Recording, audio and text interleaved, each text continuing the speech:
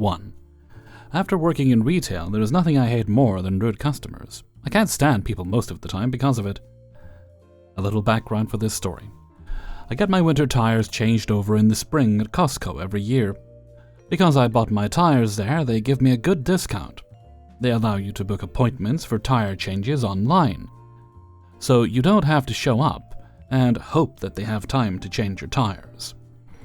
But by doing this, you can't really come in for walk-ins at all, since they're typically booked for the day. Now on to the story. It's a little before 2 p.m. and there's a long lineup for the automotive department. My car's tires are all changed and I'm just waiting to pick my keys up. There's a middle-aged couple in front of me complaining about the wait. All the typical, "What's taking so long? Why aren't there more people working? Why are they so bad at their jobs? It's not that hard." At one point, they even turned around to me to ask if it is usually this long of a wait. After listening to them for 10 minutes, it's finally their turn. And guess what? They didn't have an appointment. Shocker. And they drove from really far away, so they need to be squeezed in. After the lady at the desk repeatedly told them, "I'm sorry, we can't possibly squeeze you in, we are completely full." The couple yell a few choice words at the woman about how this is terrible customer service, yada yada, before moving along. I grab my keys from the girl, apologize that she had to deal with all of that, and walk out to my car. As I go to unlock my car, I see the annoying couple unloading their cart into their trunk. The couple then decided to just prop their cart up on the grass instead of walking the literally 10 meters to the cart return. Like it took more effort to prop it up on the grass than it would have to walk the cart to the return. At this point, I'm so livid. First they cuss out the poor desk girl, then they disrespect the cart people by not walking the short distance to the return. So I walk over to their cart, glare at them, and return their cart without saying a single word. The couple then proceeds to pull up next to me in their car, and the guy yells out, "Hey, thanks, that's the best service we've gotten all day from your crappy store. You guys really need to work on your customer service." I can't contain myself anymore, so I reply with, "I don't work here. You're just being a complete and utter a-hole.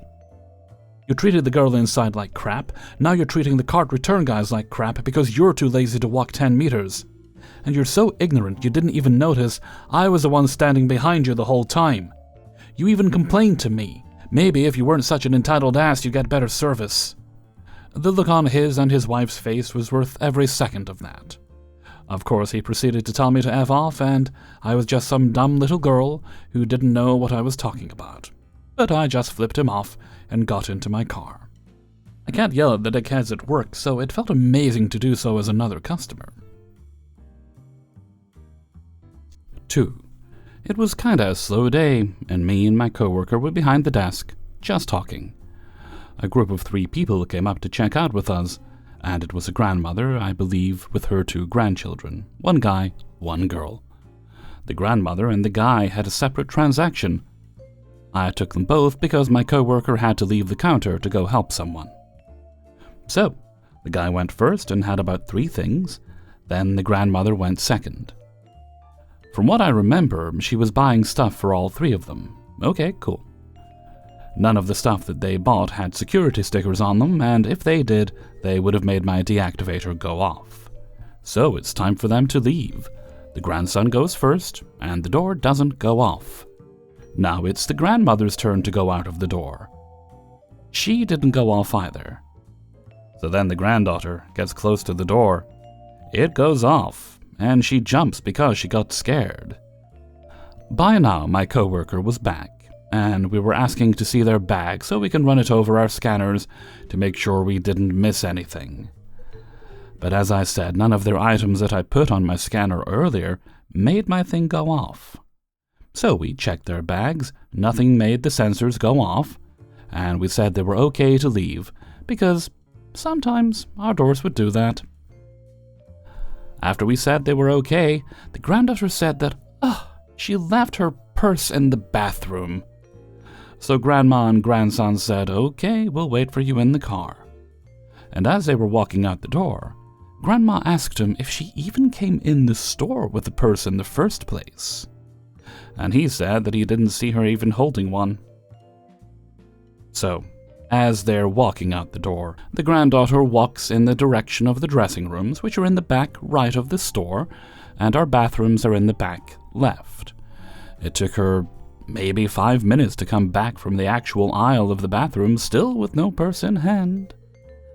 And this time, she didn't make the door go off. So she walked from the right side of the store to the left side to act like she was actually leaving the bathroom. Me and my coworker was saying that was kind of suspicious, and my coworker went to go check the dressing rooms. She didn't find anything, but when she went into the bathrooms, she found 3 bracelets in the trash can, all with the security tags still on. It's kind of funny, because our sticker security tags look like security tags. There's no way you just didn't think about what they could be, you know? This happened a couple of weeks ago, and we haven't seen her face since, so hopefully she learned her lesson. 3. Let me give some context first. I live in a pretty small village, but our store is the biggest Lidl store in the region. 90% of our customers are tourists. Our self-scan sucks because everything needs to be weighed and it malfunctions 80% of the time. At the beginning of my 9-hour shift, I was told to stock the freezer. There were 3 full freezer boxes that had to be filled, and I also had to keep an eye on the self-scan. I had to do this on my own. All good, until 1, the freezer boxes had some products that were meant for our baker, which meant I had to bring that to the other side of the store. Not too bad until annoyance number 2 started. Number 2. I had to help customers at the self-scan about every 2 minutes. Mind you, this was not because I had to check bags or ID cards or alcohol, but purely because the sales kept malfunctioning. Because the self-scan is in the other corner of the store, I now had to keep walking back and forth between the bakery and the self-scan. 3.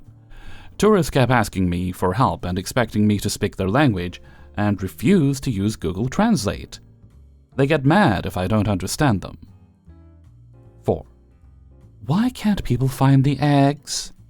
There is a clear sign above the aisle which clearly says, eggs.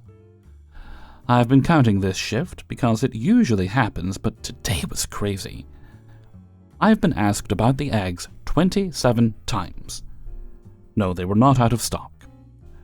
5. Because I am walking back and forth between the bakery, freezer, self-scan, and help requests from customers, I don't get to stocking the freezer. There's also no one else who can do it because we only had 4 people, 2 of which were behind the register. 6. Finally got done stocking the freezer on my own after 5 hours. It usually takes me about 1.5 hours. And find out the freezer in the back, for the remains, is stuffed and full. Now I have nowhere to go with my remains while still walking back and forth for the self-scan. 7. Stockroom was full, so I had nowhere to go with my now empty freezer boxes. 8. Self-scan had an outage which caused problems with baked goods and fruit and vegetables. 9. Got told to smile by a customer. They made a joke I didn't like, and this day was already crummy. 10. Throughout the day, I have asked for help several times but got ignored. 11. Finally got to sit down behind the register and got the worst cramps of my life. 12. We were severely understaffed, so by the time my shift was done, there was still so much left to do. 13. Also got insulted by a customer on the way out. Probably missed some things, but rant over.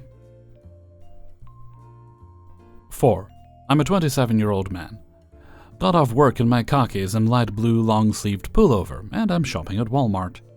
I got as far as having 2 cases of nutrient shakes, because I'm skinny AF, in my cart, and I'm reading the labels of some deodorants by the pharmacy. Then a man, 40, tall, fit, said something to me. I look up and go, huh? And look behind me, confused if he's talking to me. I admit I'm a bit socially awkward, so I tend to hope people aren't talking to me and my reactions may be a bit weird. He repeats, "Do you work here?"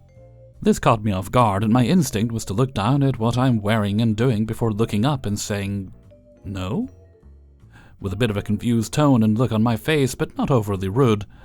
Me wearing blue hasn't registered because the Walmart vests are sleeveless with a lot of neck showing, and I don't have a name tag. So in my mind, it's a very strange question, and I'm concerned what his intentions are. He snaps back. "Why are you acting all confused?" Could say the same for you too, buddy. I say, "I'm not wearing a Walmart vest, I'm just shopping." He goes, "Well, it's blue, ain't it? Don't act like I'm dumb." Again, you're doing a capital job of that yourself. At this point, I walk around my cart to put it between myself and him while keeping an eye on him. I definitely look visibly weirded out, and am concerned he's tweaking or something. I'd expect someone to go, "Oh, my bad," and walk away. He gets mad by the look on my face again and starts to escalate. "You keep looking at me like that You trying to square up?" This is where me being skinny AF becomes relevant. I'm 135 pounds of skin and bone. By the grace of God, Walmart security walks behind me, but he was oblivious to the situation because no one was really yelling or anything.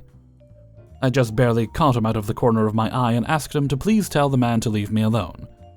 Security said, "Everything cool?"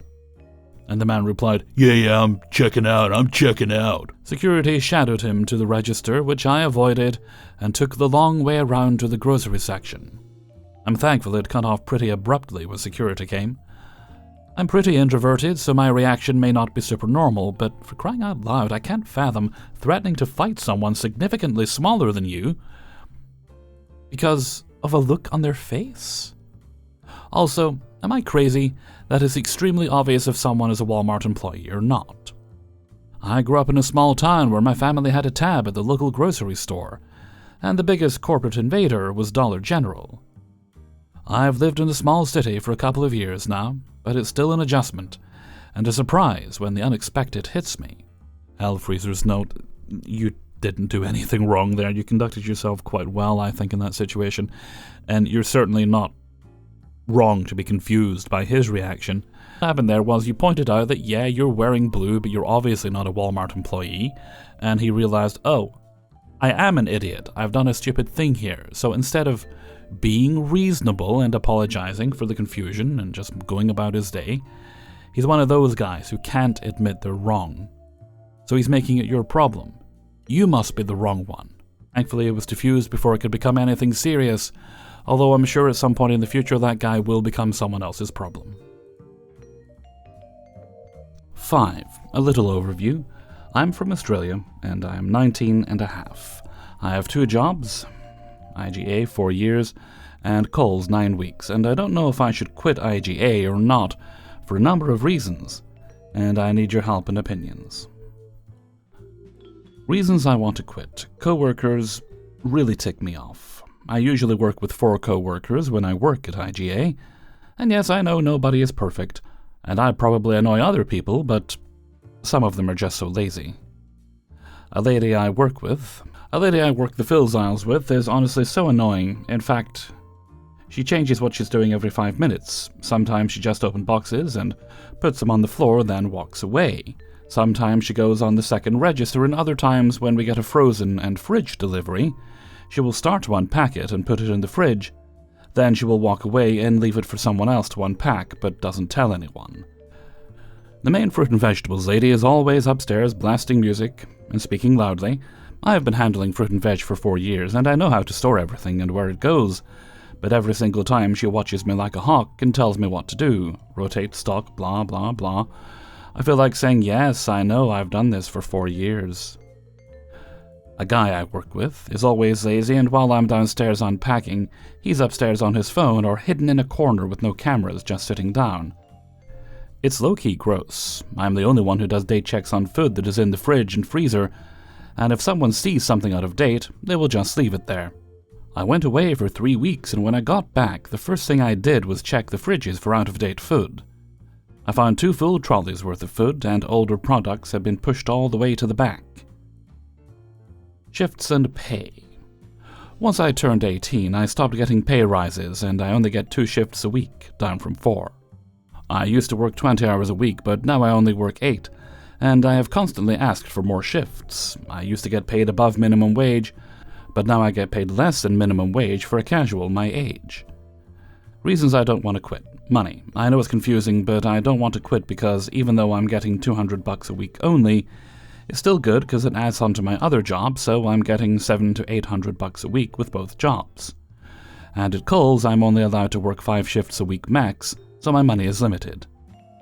Parents call me lazy. My parents somehow find a way to call me lazy even with 2 jobs, playing sport, a social life, and a girlfriend. And if I quit this job, I will never hear the end of it. Everyone please help. Any advice would be greatly appreciated. Hellfreezer's note, well, you say you can't quit, and that's fair enough. You do need to kind of just stop caring, though. It's very obvious you're in an environment where no one cares, so why should you frustrate yourself by putting in the effort they're not? Not sure how they legally get away with paying you less than minimum wage, but that sounds extremely hinky to me. So here's what you do. Stick with it for now, and when you get something else, leave. And if it's that bad, I wouldn't even give them notice, because it sounds like they don't respect you much. Oh, and bear in mind, one day your parents will be relying on you when they're older, so remind them of how they've treated you when you were younger.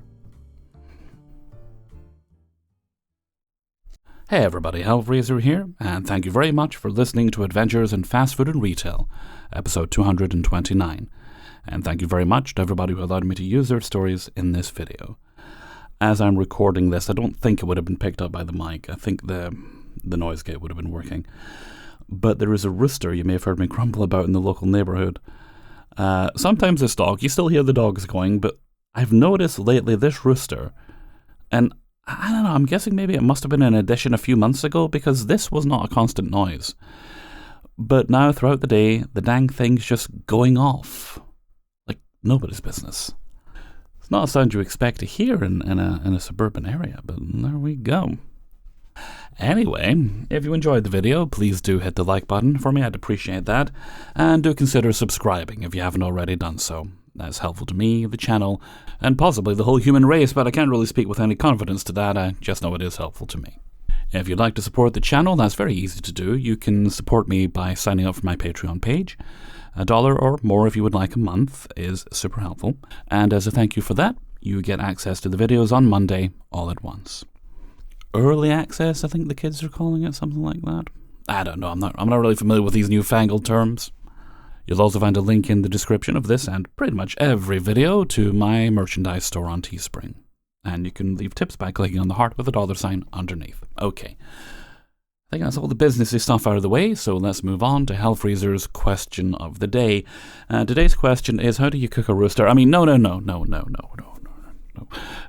Today's question is, we'll keep this one retail themed, because why not? Have you ever used a click and collect service, i.e. you order your stuff and then you go pick it up from the store?